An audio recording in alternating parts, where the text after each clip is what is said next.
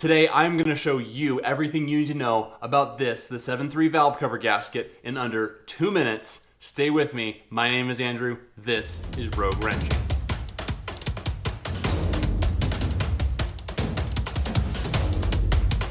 Today, putting on the technician hat, and we are talking 7.3 valve cover gaskets.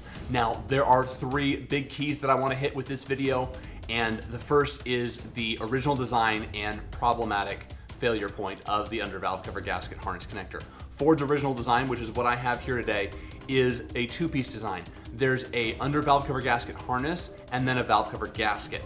So the trick is there's a connector that connect these 2 pieces together, and what happens over time with mileage and heat cycles is that connector works loose from the gasket, which causes a rough running or misfiring condition on your 7.3.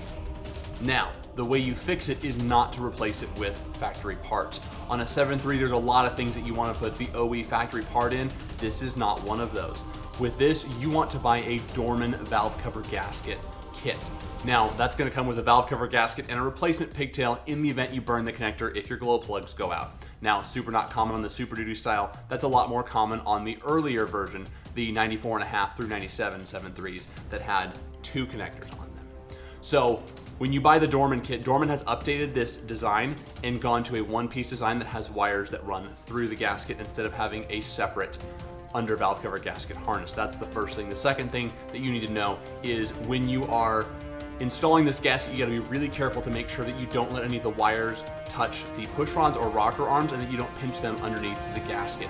So be careful with your wiring so you don't pinch wires and don't have wires chafing. And the third thing is when you have one of these and you replace it, save these injector pigtails. They come in handy doing lots of other repairs on 7.3s. And that's all I have for you guys. Thank you guys so much for watching. Definitely drop a subscribe if you haven't, and we'll see you guys in the next video.